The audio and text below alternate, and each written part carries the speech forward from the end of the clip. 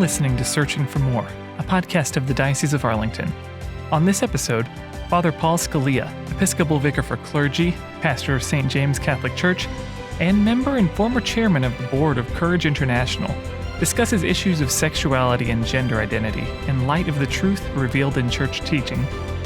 Those who suffer a gender confusion and don't feel at home in their own body, well, actually, we have a context for understanding that. Hear Father Scalia point to church teaching on the human person and the dignity of the human body, and offer insight into how this guides our understanding of gender identity. This episode's host is Billy Atwell, Chief Communications Officer of the Catholic Diocese of Arlington.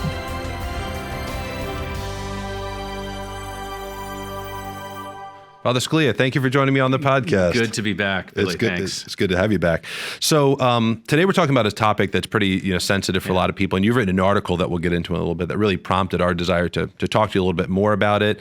You wrote an article for the Catholic Herald called Truth, Sex, and Gender, and it's gotten a lot of positive feedback. You kind of got to the basics of the issue, and it helped us, I think a lot of people, us included, understand it, in a more kind of logical, linear way, which is how the right. Church will often go through these issues. So obviously we're talking about issues related to gender identity and transgenderism and those kinds of things. When did you first start really kind of thinking more deeply about these issues and investing some kind of intellectual thought there? Well, yeah, that's interesting. I've been involved with the Courage Apostolate for, 17 years now, or about that. And that's primarily an outreach to men and women with same-sex attractions who just want to live chastity. Right. And obviously that touches on issues of sexuality and of gender identity and of understanding oneself as male and female, and what does that mean? And so, although courage isn't really it's not primarily about the transgender issue, right? You can see how they're connected, and so it was because of that sort of when the whole transgender sort of issue came up in culture, it kind of turned my attention to that. And thinking about that, and that became actually, if I would give a talk somewhere or something like that, that would be the question that people would ask more about, and how to respond to it, or how do we make sense of this and things like that. So kind of, I think like a lot of things that we priests have to do, it was by necessity they had to go and study it and look right. at it and understand it. What were some of the key resources you looked to as you wanted to kind of get your hands around it? Yeah, it's interesting because that's the question that a lot of people ask. Well, where do we go, and what does the church teach about this? And as I point out, that the church doesn't have a teaching on this per se, and the same thing with homosexuality, for example. The church has a teaching on human sexuality, and it's within that we find the truths about these other things, and so. I think, pointing towards the church's documents on the meaning of human sexuality and the truth of human sexuality, and I think also just the foundational teachings about the human person and about the significance and the dignity of the human body. Yeah. Because so much of it, comes down to that is really, does the body have meaning? And if the body means something, and I think we all want to know that our body means something, that it's not just this thing that we're kind of burdened with until we, die and get rid of it. Right. But and for anything to have meaning, it has to have limits, right? To define something is to say it's this, not that. And one of my favorite kind of ways of illustrating this is a poor priest who wanted to give a meaningful blessing at the end of Mass on Mother's Day. And he said, at this time I'm going to give a blessing to all mothers, which is very nice and meaningful, right? Because it's restricted. Right. Just one group has special meaning. And then he said, and to all grandmothers, which is nice, but they were included in the first group, right? Right, yeah. One does come before the other, right? And then he said, and to anyone who has a mother. So at that point, the blessing is meaningless, right? Because it's not, it doesn't have any limits to right. it. Okay, in order to have meaning, you have to have certain limits. Things have to be sort of, it is this, not that. And so for our body to have meaning, there has to be some truth about it that is limited. And it can't mean whatever it wants. And once you say that, well, then it means really nothing. Yeah. And so, what does the body mean? And I think the church has been, from we just had this reading the other week. The body is not for immorality, St. Paul says. He says, glorify God in your body. So from the first years, the church has been the great defender of the dignity of the human body.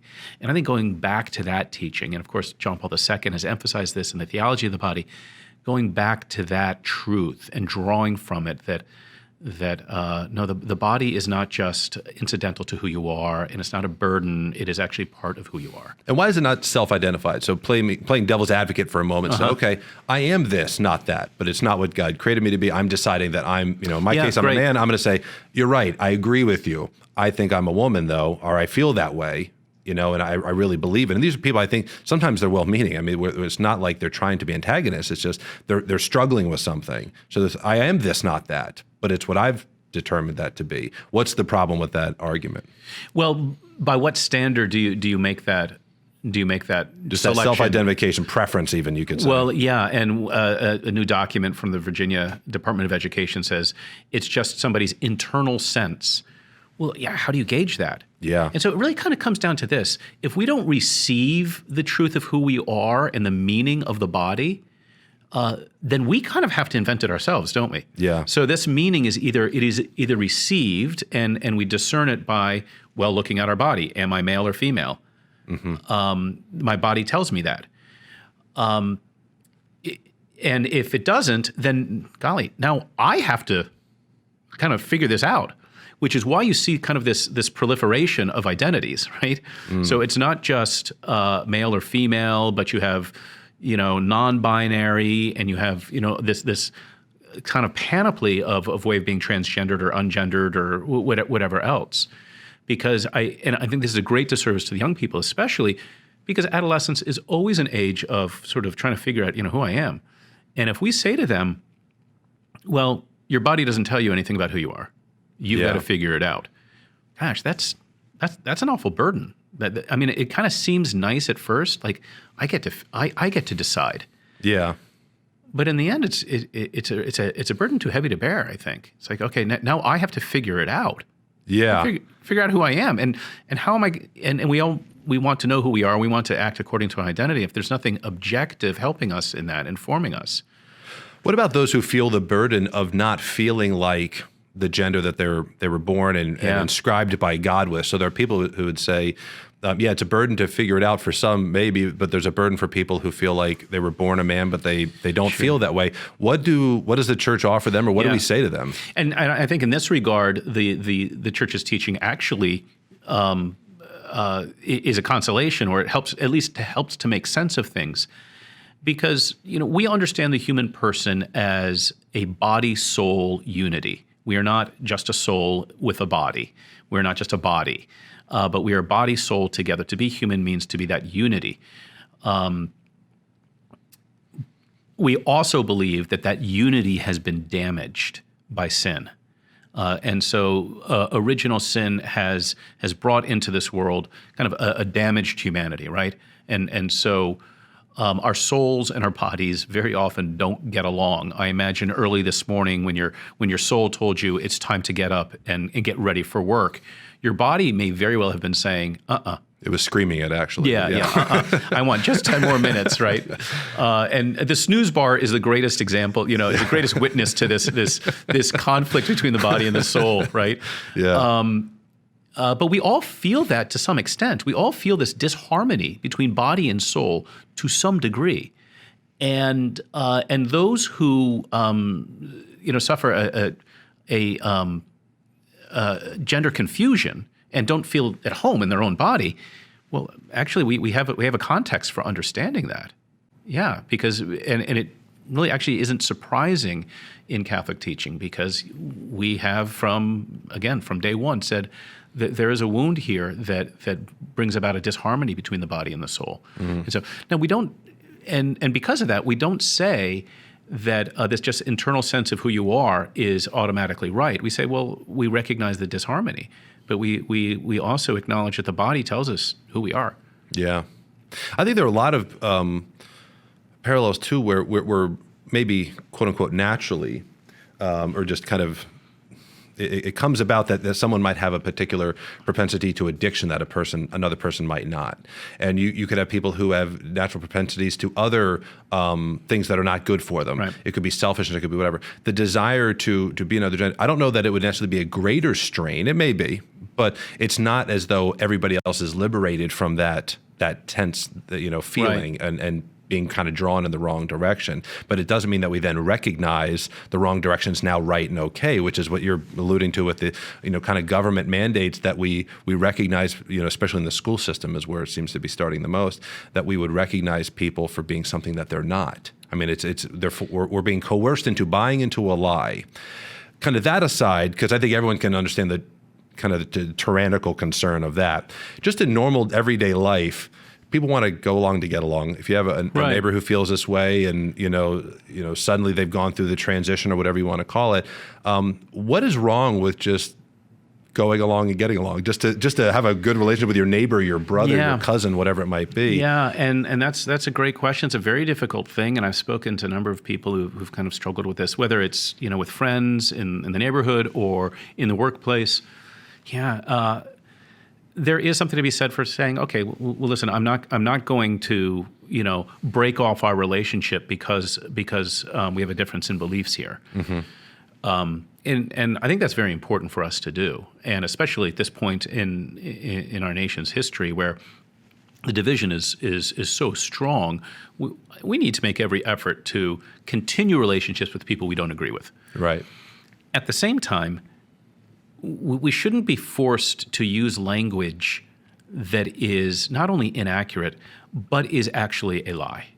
Okay, yeah. And so I cannot, in good conscience, and not because I'm a Catholic, but just because the nature of the human person is, and the nature of human speech is that when I speak, I must say things that are true. Mm. And I can't, because of that, I can't start calling a man who is objectively speaking a man, and he's a man in every cell of his body, right? I can't then start calling him a woman. That would be, and I shouldn't be forced to. That is compelled speech, and that's, I think, one of the most frightening things that's happening. Is that you're going to be forced to recognize this when we have such an unscientific and completely subjective way of deciding whether or not a person is male or female. The internal sense of who they are. Well, Yeah, I think a lot of it's coming to a head because we there isn't really a situation where we've been forced to say something that we know is untrue. It's not like with the abortion issue. We have somehow been compelled to say an unborn child is not a human or is not worthy of rights. We've disagreed about that with different individuals. Right. People, who would condemn immigrants a certain way. Well, the church hasn't gone there, and we're not being forced to say something. Well, no, we just disagree, and this is part of what it is to live in a civilization and a society. Is we try to work these out with each other. This seems to be, and maybe I'm just wrong, one of the first issues, if not the first issue, where there's actually compelled government speech, which, I mean, harkens back to books and things that we've read in the past, where it's like 1984, it feels like, where it's like, no, you will say this because we say it's true. Right. Not let's debate it, you'll win some converts, I might win some converts, but the debate goes on. But no, this is a resolved issue, and you're going to believe this. Are there other issues where that's come up that you can think of? It's a great point. I can't think of any, but it's always a tactic to seize the language, to define terms. I mean, any good debater knows that, but it's a different thing to compel people to use particular terms, like in the pro-life movement, or just the whole controversy about abortion. You have pro-life, pro-choice, right? And some people call them anti-choice, right? And pro-abortion, right? And so, but we fight about those terms, but nobody has passed a law saying you must call them, anti-life, right? You must call it pro-abortion. No, nobody has said that, and so this is something very, very new, and children are being used to promote this, and that, I think, is one of the most I think it's one of the most dangerous, and I think one of the most maddening things about it is that adolescent children who always are confused, right? I mean, who that has gone through adolescence can say, oh yeah, when I was in middle school and high school, I totally knew who I was. Right, right. I was completely comfortable in my own skin in every regard. Nobody can ever say that. You can look at them and tell they're uncomfortable. Yeah, exactly, who they are. Exactly. Yeah, adolescence is another effective original sin, right? That we have to go through that. But we allow there to be a time of confusion, right? And it's because we said, okay, you're confused now, but there is truth, and you will kind of grow into it. And you know what? Most people do. But now we're saying if a child's confused, there's no guardrail. And there's no objective truth for them to say, okay, that is what it means to be human. Therefore, that's something I should conform myself to. And it seems like this is part of why it's such a personal issue for people, is because everyone is seeing the writing on the wall. They're like, there's going to come a moment where I have to decide: do I tell a lie to keep my job? Or do I, sacrifice a right? Do I undergo a lawsuit? Those kinds of things, because I'm proclaiming. And I think we're put in a position where we have to just decide for ourselves: do we really believe this? Yeah. Do we really believe? I've talked about this in relation to suffering. When you suffer, sometimes the questions of God are a little harder to answer than when you're not. And I think with something like this, it's similar. Where do you really believe what we teach as a church? Do we really believe what we believe as humans? Because and firm that up in your mind now, because it's going to be harder to say later, but you'll hopefully believe it just as much. Yeah. Rod Dreher has this new book, Live Not by Lies. And I think it's a good book, and I think it's timely, and it gets to that point. And how do we make provisions so that we can live the truth and we can speak honestly and forthrightly about things, even though we might have to suffer for it. Yeah.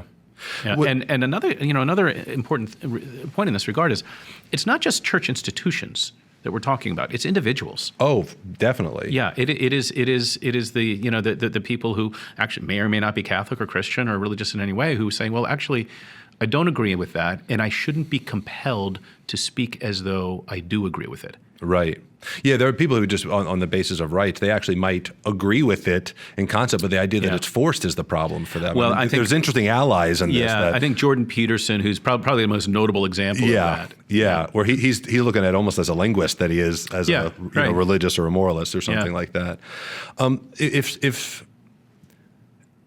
the reality is, most people don't know someone who's at least publicly struggling with their gender. I mean, it's a very, very small number of people. But we do know a lot of people who, or at least aware of people who are public advocates for this. So when we're talking with them, where is the starting point in your mind for the average person? If you're talking to someone, because we don't agree on the terms, like you said, so we don't agree on some of these basics, and we aren't likely to take them through, natural law and kind of guide them to where we know they need to be quickly. Where is the starting point? I know it's not going to happen on Twitter in 140 characters or 240 characters or whatever it is. It's not going to be on Facebook, but like a true interaction with somebody that you work with or know or friend or something where you just disagree on the issue. Where would you, if you're in their place, typically start the conversation? And this is the question that has been that I've gotten many times, and it's a very difficult one to answer, because in any disagreement, the first thing is let's look for common ground, and then from there we can begin, sort of arguing about things, right? But we have to have some kind of common ground. Right. This issue touches on first principles, things that either are accepted or not, and that's why I think it is so difficult and so emotionally charged, because it's touching on the meaning of the human body, which is a fundamental thing. And maybe that's the starting point, is to ask, given that, if somebody can be one thing physically and another thing interiorly, what does the body mean?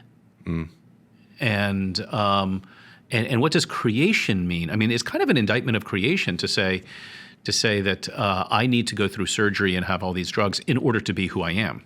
Yeah. Okay. Yeah. So maybe the starting point isn't so much a common an agreement, but the question of, well then, what does the body mean, and does it have meaning? Yeah. And the fact that people want to alter their body to correspond to what they sense interiorly, that witnesses to the truth that the body does have meaning, and we want it to have meaning. But unfortunately, now we're the ones who are determining the meaning. Yeah. And so one of the first points that I make in that article that you mentioned is we are created. Yeah. And to be created means that you receive the meaning of who you are. You don't invent it. Yeah. I would encourage, if you're listening to this, read the article. It's in the Arlington Catholic Herald website. Just search truth, sex, and gender. And I like how you kind of stack those because one leads to the next, right? It's like if you just talk about gender in a vacuum, it's easy to kind of wander. And but if you start off with foundations about truth, about sex and the purpose of it, and that kind of gets into what is the body for, and then it takes you to gender. It logically walks you there. I mean, the church it has a theological tradition, but it's built on a philosophical tradition, right? There's a reason to seminary you study philosophy first and exclusively for 2 straight years before you even start really touching theology. It's because that's the foundation upon which all of this is. So if the church has a position, it's not something that's thought up in a vacuum, Right, well, and it's worth pointing out that at no other point in history have people ever thought that you could be that physically one thing and interiorly another. Yeah. I mean, the church has seen a lot of philosophical or theological errors pop up repeatedly throughout history. Not this one.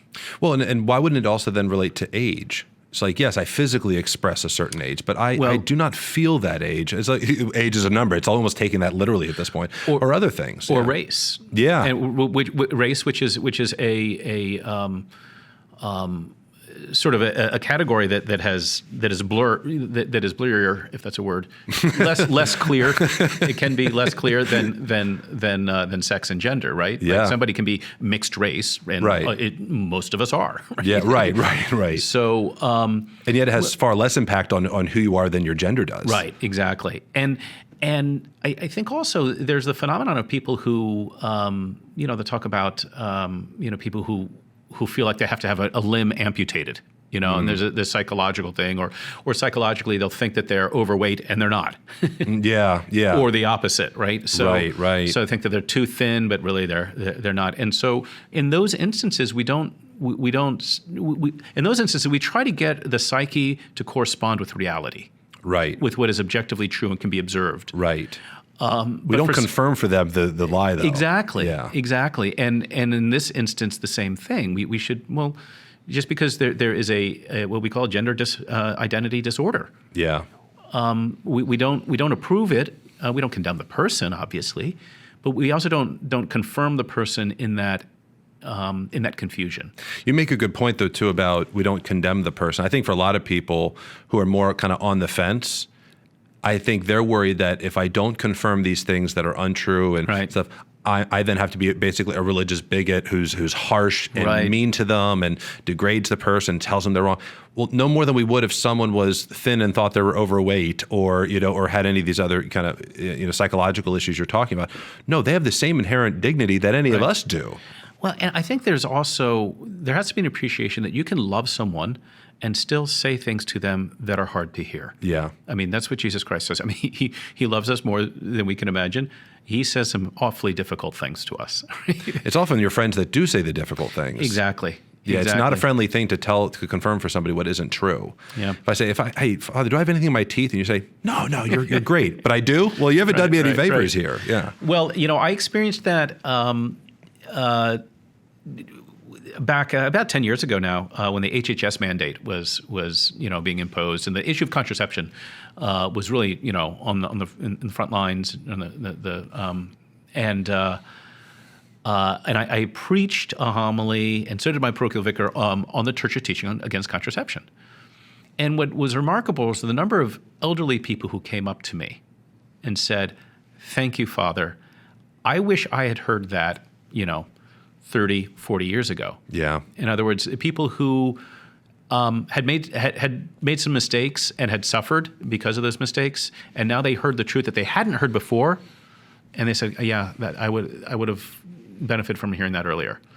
In this regard, there's a whole group of people, what they call retrans, or a whole group of people who have gone through transgender therapy and even surgery, who now regret it and witness to the fact that was very bad for me. And why are their voices not highlighted in the media? Why do they get ignored? Yeah. I mean, their human dignity is sidelined when this debate happens and they're not listened to. Well, that's sad. That's right. And I think a lot of what's at play here is just a radical human autonomy, like being able to say, I am in charge of myself and absolutely no one else. Nature is not, a creator is not, a redeemer is not. I get to decide. Yeah. Yeah.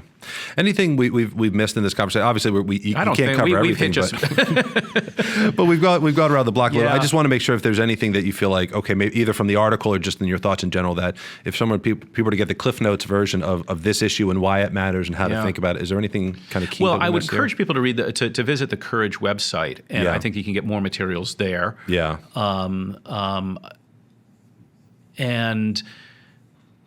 Growing an appreciation for just the Church's teaching on creation. There's a very modest line in the Catechism that says, "Catechesis on creation is of great importance," which is it's a really sort of understatement of the year, right? Right. Of the millennium, because I think that I think it's Pope Benedict XVI who said that we're really kind of experiencing a heresy of creation. That we don't understand creation anymore, which is ironic because we're seeing such, as regards the natural world, we take great care not to pollute, and things like that, and caring for creation in that way. But then when we turn to ourselves, there's a confusion about that. Yeah. And so going back to those sources, those fonts of the Church's teaching about, the truth of the human person as body and soul, the dignity of the human body, reading John Paul II on the theology of the body, reading the Catechism on creation and things like that. Those put the pegs in place, and the Catechism on human sexuality in the sixth section on the Sixth Commandment. Listen, it is good to be male. It is good to be female, and we know that by way of our body. And I think that's something that people have to be affirmed in. Like, no, it's good that you've been created this way. Yeah. It's a good thing. It's part of the plan. Yeah. It's not an accident. Right. Yeah. Right. It's not always easy, but it's good. Yeah, excellent. That's wonderful. So again, truth, sex, and gender, search that on the Arlington Catholic Herald website, and also check out the Courage International website. Apparently they've got good resources on this and can kind of help you with answering some of these questions. But Father, thank you again so much for joining us. All right. God bless you. You're listening to Searching for More. If you enjoyed this podcast, please write a review on iTunes, Google Play, Stitcher, Spotify, or wherever you listen. Also, make sure you follow the Diocese and the Arlington Catholic Herald on Facebook, Twitter, and Instagram. And subscribe to our YouTube channels for regular videos that inspire, educate, and inform about the Catholic faith in our diocesan community.